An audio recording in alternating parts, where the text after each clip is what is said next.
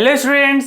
So last lecture में हम लोगों ने एटम के बेसिक्स पढ़े थे और आज हम लोग रिप्रेजेंटेशन ऑफ एटम देखने वाले हैं। रिप्रेजेंटेशन ऑफ एटम में हम लोग ये देखेंगे कि जो हमारे डिफरेंट डिफरेंट एलिमेंट्स हैं उनके एटम को किस तरीके से हम लोग रिप्रेजेंट कर सकते हैं। जैसे कि इस टाइम पे अगर प्रेजेंट टाइम में देखा जाए तो हमारे पास टोटल 118 एलिमेंट है। कितने? टोटल 118 एलिमेंट है। अब इन 118 एलिमेंट को हम लोग याद किए हैं और इन 118 एलिमेंट का नाम भी है, तो इनको रिप्रेजेंट कैसे किया जाए वो हम लोग एक सिंबॉलिक फॉर्म में करेंगे। अब देखिए सिंबल्स कौन कौन से हैं, तो देखिए ये जो यहां पर सिंबल लिखे हुए हैं ये एंशिएंट टाइम पर यूज होते थे। ये सब किसने बताए? तो ये सारे हम लोग को डाल्टन ने बताए। किसने बताए? डाल्टन ने बताए। ठीक है, ये वो सिंबल है जो हम लोग को डाल्टन ने बताया। अभी मैंने यहाँ पर सिर्फ 5 ही बनाए और बाकी आपके टेक्स्ट बुक में भी दिया है, तो आप एक बार टेक्स्ट बुक साथ लेकर के बैठना, उसमें देख लेना कि ऐसे बहुत सारे सिंबल दिए। तो जो डाल्टन साहब थे उन्होंने क्या बताया कि हाइड्रोजन को हम लोग, अगर हम लोग को कहीं पर हाइड्रोजन लिखना है तो हम लोग उसको ऐसे रिप्रेजेंट करेंगे सिंबॉलिक फॉर्म में। तो सबसे पहले तो मैं आप लोगों को ये बताना चाहूंगा कि हम लोग को एटम को रिप्रेजेंट करने की जरूरत कहाँ पड़ी। तो देखो अभी आप लोग 9th में हो, जैसे जैसे आप लोग आगे पढ़ते जाओगे उस टाइम पे आप लोग देखते जाओगे कि आप लोग को हाइड्रोजन बार बार लिखना पड़ रहा है, आप लोग को ऑक्सीजन बार बार लिखना पड़ रहा है। अब अगर मेरे को हाइड्रोजन लिखना है तो मैं हाइड्रोजन इतना बड़ा पूरा लिखूंगा। अगर मेरे को कार्बन डाइऑक्साइड लिखना है तो मैं कार्बन डाई ऑक्साइड वो पूरा ऐसे लिखूंगा। ऐसे इतने बड़े बड़े एलिमेंट आ चुके हैं, अगर मैं उनका नाम लिखने जाऊंगा तो फिर वो नाम बहुत बड़ा हो जाएगा। लेकिन अगर उनको मैं सिंबल करके थोड़ा सा छोटा कर दूंगा तो मेरा टाइम भी बचेगा और वो मेरे को पता भी चल जाएगा कि हाँ मैंने ये लिखा है। तो उसलिए हम लोगों ने क्या किया, मतलब साइंटिस्ट लोगों ने क्या किया कि ये जो हमारे एलिमेंट्स हैं उनको एक सिंबॉलिक फॉर्म में बना ली कि अगर कहीं पर ये लिखा है तो इसका मतलब यही एलिमेंट होगा, ऐसा है। ठीक है, जैसे आप लोग भी जब रास्ते पर जाते हो तो आप लोग वो रेड सिग्नल देखते हो तो वहां पर वो भी एक सिंबल है कि रेड लाइट जली इसका मतलब आपको रुकना है, ग्रीन लाइट जली इसका मतलब आपको चलना है। समझे? वहां पर वो भी एक सिंबल है। अब वहां पर पूरा ऐसा रेड लाइट एक सिंबॉलिक फॉर्म में बता दिया, पूरा लिखने जाते हैं लाल लाइट जल गई है आप सभी रुक जाइए, ऐसा लिखने जाते, ऐसा नहीं लिखते, ऐसा बहुत बड़ा हो जाता। लेकिन हम लोगों ने उसको यूनिवर्सली एक्सेप्ट कर लिया कि अगर किसी सिग्नल पर रेड लाइट जल रही है इसका मतलब हमें वहां पर रुकना है। तो सेम ऐसे ही अगर कहीं पर हाइड्रोजन लिखा है तो उस हाइड्रोजन को मैं इतना बड़ा बार बार लिखने से अच्छा है कि मैं कोई उसका एक सिंबल बना दूं और वो यूनिवर्सली एक्सेप्टेड हो कि हाँ हम लोग को ये सिंबल यूज करना है। तो देखिए ये जो सारे सिंबल है ये हमारे डाल्टन भैया ने दिए थे, लेकिन जो डाल्टन भैया के सिंबल है आप लोग खुद ही देख रहे हो कितने हार्ड है। बाकी तो आपके बुक में और थोड़े देखने को मिलेंगे, वो तो इससे भी ज्यादा हार्ड है। अभी 2-4 तो याद करने को ठीक है, हम लोग यहाँ तक तो याद कर लेंगे, लेकिन इतने ही नहीं है ना। टोटल 118 एलिमेंट है। अब उस टाइम पे 118 की खोज नहीं हुई थी, 118 की खोज इस टाइम पे प्रेजेंट टाइम में ही, उस टाइम पे 118 की खोज नहीं हुई थी। तो उस टाइम पे जितने की भी हुई थी, आगे अगर खोज होती जाती तो अगर सब डाल्टन के हिसाब से ही चलते जाते तो ऐसे कितने सिंबल हो जाते और हम लोग याद ही नहीं कर पाते। समझ पा रहे हो? इसलिए बहुत कॉम्प्लिकेटेड हो जाता। तो इसलिए उसका सॉल्यूशन निकाला हमारे बर्जीलियस भाई साहब ने। बर्जीलियस भाई साहब क्या बोले, ये रहे जो हमारे बर्जीलियस भैया हैं, वो बर्जीलियस भैया क्या बोल रहे हैं, वो बर्जीलियस भैया ने सजेस्ट किया फॉर सिंबल्स ऑफ एलिमेंट कि हम लोग ये सिंबल यूज कर सकते हैं। तो इनका जो था इनका थोड़ा सही भी था, मतलब थोड़ा क्या बहुत ज्यादा ही सही था। तो देख लो, उसको पढ़ लेते हैं। पहले तो सिंबल क्या है वो देख लेते हैं। Symbol is short method to represent anything. किसी भी चीज को रिप्रेजेंट करने के लिए हम लोग सिंबल यूज करते हैं। एक शॉर्ट मेथड है जिससे हम लोग को पता चल जाए कि हम लोग इसके बारे में बात कर रहे हैं। ठीक है, Berzelius suggestion for symbols of element. ये बर्जीलियस जो हमारे साइंटिस्ट थे उन्होंने हमें सजेशन दिया है कि हम लोग ऐसे यूज कर सकते हैं। क्या सजेशन था उनका? Representation the full name of an element by using 1 or 2 letters from the full name of the element. इसका मतलब क्या है? इसका मतलब ये है कि जो एटम, जो एलिमेंट का फुल नेम है, तो हम लोग इसको हाइड्रोजन को रेफरेंस मान करके चलते हैं। तो हम लोग कोई एक एलिमेंट ले रहे हैं, कौन सा? Hydrogen. So suppose we have take hydrogen. अब अगर कहीं पर मेरे को हाइड्रोजन लिखना है तो मैं क्या यूज करूंगा? आई विल यूज 1 और 2 letters from the full name of the element.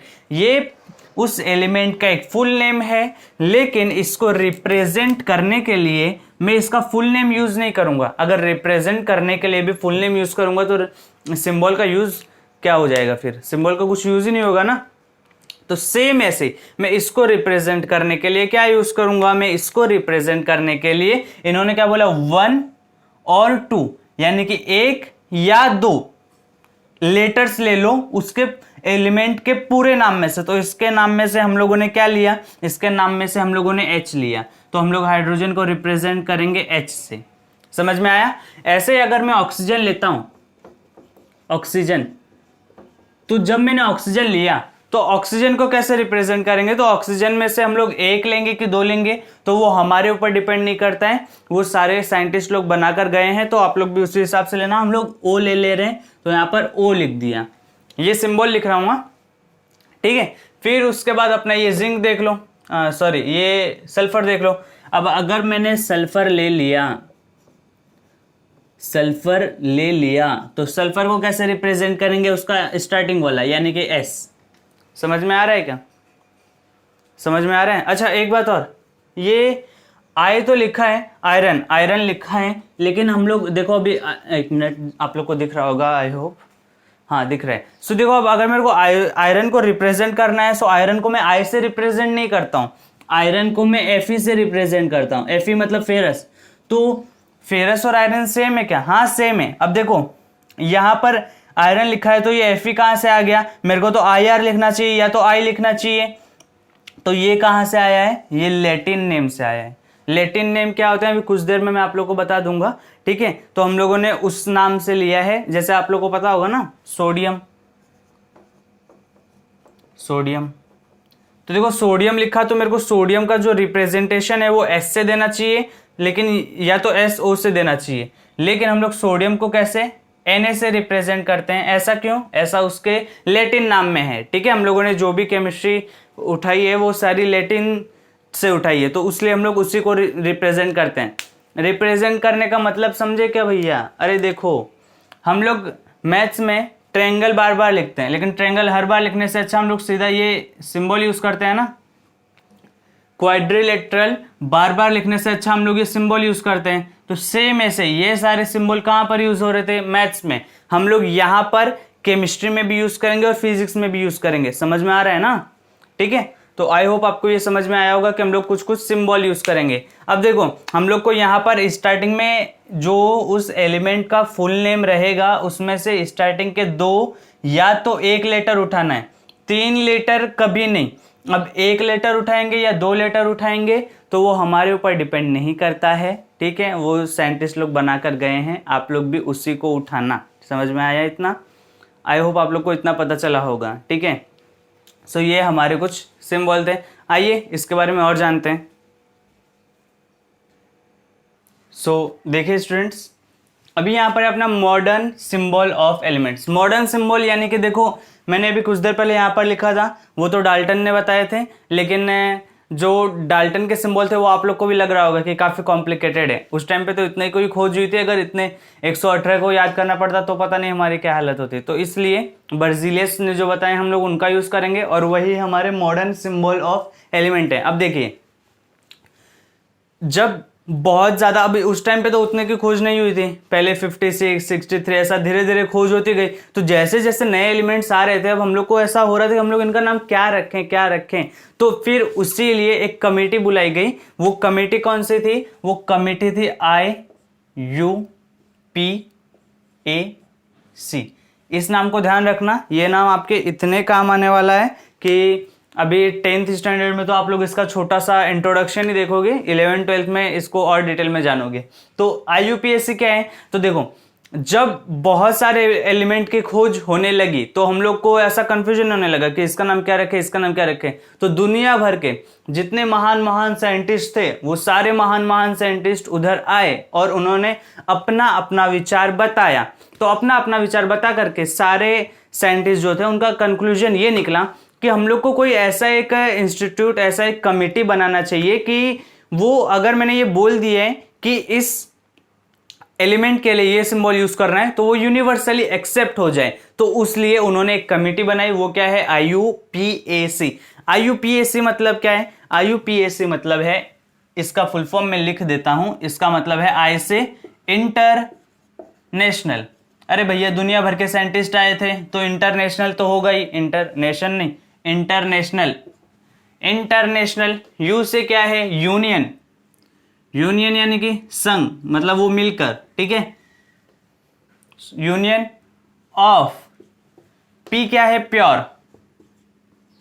अरे कुछ मिलावट वाला नाम थोड़ी रखेंगे, प्योर एंड, ए से क्या है, अप्लाइड, फिर सी से क्या है, केमिस्ट्री, ठीक है। International union of pure and applied chemistry, IUPAC, international union of pure and applied chemistry. समझ में आया क्या? ये उसका नाम है, फुल फॉर्म है। अभी इसने बताया कि हम लोग वही यूज करेंगे जो बर्जिलियस ने बताया था, यानी कि किसी एलिमेंट के फुल नेम में से एक या दो लेटर चूज करेंगे। अब देखिए, अब बात आती है यहीं पर, अब एक या दो लेटर चूज करेंगे, उसमें कौन सा करेंगे? जैसे कि मान लो अगर मैं हाइड्रोजन लेता हूं, हाइड्रोजन लेता हूं और उसका मुझे सिंबल लिखना है, तो मैं स्टार्टिंग का एक लेटर यूज करता हूं, यानी कि मैंने H लिखा, मैंने लिखा हीलियम, तो जैसे ही मैं हीलियम लिखता हूं उसका स्टार्टिंग में S से हो रहा है, तो मैं स्टार्टिंग में इसको भी अगर H लिख देता तो मेरे को ये कंफर्म नहीं होता कि मैं हाइड्रोजन की बात कर रहा हूं या हीलियम की बात कर रहा हूं। सो इसलिए हम लोगों ने हीलियम में स्टार्टिंग के दो लेटर ले लिए, सो यहां पर लिख दिया हीलियम, यहां पर क्या लिख दिया, हीलियम लिख दिया। फिर उसके बाद क्या, फिर उसके बाद अपना ऑक्सीजन है, अभी बहुत सारे तो आप लोग जानते ही हो ना, क्या है, O, जानते हो कि नहीं जानते हो। फिर उसके बाद लिख दिया सल्फर, सल्फर को क्या लिखूं, अभी कुछ देर पहले तो बताया था S। फिर अपना आयरन, आयरन को भूलना मत, Fe। फिर कॉपर, अब देखो कॉपर को मैं क्या लिखूंगा, कॉपर को सिर्फ C मत लिखना, कॉपर को हम लोग Cu लिखते हैं। Cu क्यों, यहां पर तो कहीं पर U नहीं आ रहा है, सो अभी कुछ देर में उसको पता चल जाएगा कि U कहां से आ रहा है। अब कार्बन की बात कर लेते हैं, ये सब सिंबल ध्यान रखना, अपने लिए नहीं लिख रहा हूं, आप लोग ध्यान रखो उसलिए लिख रहा हूं। अपना नाइट्रोजन,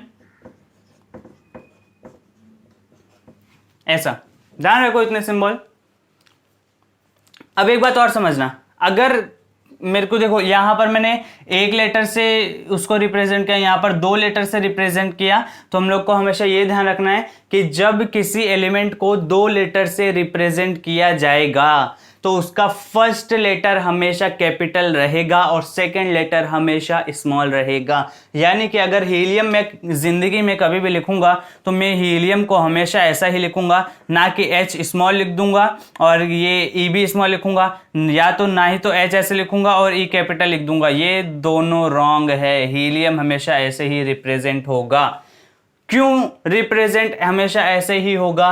क्योंकि IUPAC क्या बोलती है, IUPAC एक इंटरनेशनल कमिटी है, international union of pure and applied chemistry, जो कि बोलती है कि हम लोग को एलिमेंट का नाम रिप्रेजेंट करते टाइम स्टार्टिंग का जो फर्स्ट लेटर है वो कैपिटल रखना है और जो उसका अगला वाला लेटर है वो स्मॉल रखना है। आप लोग कभी भी ऐसा नहीं कर सकते हो कि स्टार्टिंग का लेटर स्मॉल रखो या तो बाद वाला कैपिटल कर दो। जहां पर Cu में भी देख लो, Cu में भी मैंने C कैपिटल लिखा है, U स्मॉल लिखा है। Fe में देख लो, F कैपिटल लिखा है, E स्मॉल लिखा है। समझ में आया? समझ आ रहा है ना? हाँ ठीक है। सो ऐसे ही कुछ कुछ होते हैं हम अपने। अभी देखो इसके बाद मैं एक अपना सोडियम भी लिख देता हूं। क्या लिख देता हूं? सोडियम। सोडियम को किससे रिप्रेजेंट करते हैं? Na से। फिर क्लोरीन होता है, सो क्लोरीन को किससे रिप्रेजेंट करते हैं? Cl से। अब एक बात और ध्यान देना, जरूरी नहीं है कि यहां पर देखो हीलियम में मैंने H के बाद हमेशा उसके सेकंड वाले लेटर जो आ रहा है वही लिया है, ठीक है। और आयरन में तो खैर नहीं लिया है, लेकिन सी स्टार्टिंग में लिए, फिर उसके बाद U लिया है। तो जरूरी नहीं है कि हम लोग स्टार्टिंग में H ले और उसके बाद जो रहे वही ले, क्योंकि क्लोरीन में देख लो पहले मैंने C लिया है और H को हटा दिया है और L ले लिया है। समझ में आ रहा है? क्लोरीन में मैंने C लिया है और L लिया है, CH नहीं लिया है। सेम ऐसे ही अपना और जिंक भी है, जिंक। जिंक का जो रिप्रेजेंटेशन होता है वो होता है Zn। सो Z को लिया और N को लिया, I को हटा दिया। समझ में आया? सो ये सब आपको ध्यान रखना है, जितना ज़्यादा ये केमिस्ट्री में यही सब याद रखोगे उतना ही आपको काम आएगा। आई होप आपको इतना समझ में आया होगा। अब हम लोग ये जान लेते हैं कि यहाँ पर C, कॉपर में C तो आ रहे हैं, लेकिन U कहाँ पर आ रहा है, ये U कहाँ से आ गया? सोडियम में तो SO आ रहा है स्टार्टिंग में, ये Na कहाँ से आ गया? ये जानना है ना, चलिए ये जान लेते हैं अभी। देखिए स्टूडेंट्स, मैंने यहाँ पर लिख दिए हैं वो अपने लैटिन नाम और अपने एलिमेंट के नाम।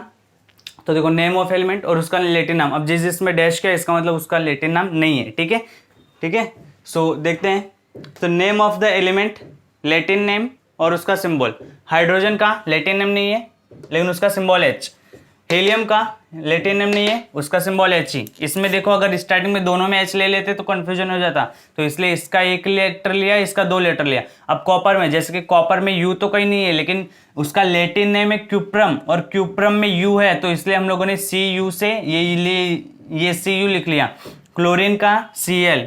अब देखो, बोरॉन और ब्रोमीन दोनों का B से शुरू होता है, ऐसे बिस्मिथ है, बेरिलियम है, ठीक है, उनका भी B से शुरू होता है लेकिन उनका सिंबल अलग अलग कर दिया। अगर मैं दोनों में B ले लेता तो कंफ्यूजन, इसलिए मैंने इसमें B लिया और इसमें Br लिया। अब सोडियम देखो, सोडियम का जो लैटिन नेम है वो है नेट्रियम, तो नेट्रियम का हम लोगों ने स्टार्टिंग का Na ले लिया, नेट्रियम का स्टार्टिंग का Na ले लिया। अब फेरम का देखो, इसका जो नेम है वो तो आयरन है लेकिन उसका लैटिन नेम फेरन है, तो फेरम है, तो इसलिए हम लोगों ने फेरम ले लिया और उसका Fe हम लोगों ने लिख दिया, ठीक है। ऐसे गोल्ड का जो लैटिन नेम है वो ओरम है, उसका हम लोगों ने Au ले लिया और उसका सिंबल लिख दिया। पोटेशियम का, पोटेशियम P से शुरू हो रहा है लेकिन P से नहीं लिया, उसका लैटिन नेम क्या है, केलियम है, इसलिए हम लोगों ने उसको K लिया और यहाँ पर उसको सिंबॉलिक फॉर्म में रिप्रेजेंट कर दिया। आई होप आपको समझ में आया होगा। सब समझ में आया है ना? फिर भी अगर कोई भी आपको बात पूछनी हो आप कमेंट सेक्शन में मुझसे पूछ सकते हो। आई होप आपको आज का लेक्चर समझ में आया होगा। So thank you so much मेरे साथ यहाँ तक बने रहने के लिए। मिलते हैं नेक्स्ट वीडियो लेक्चर में।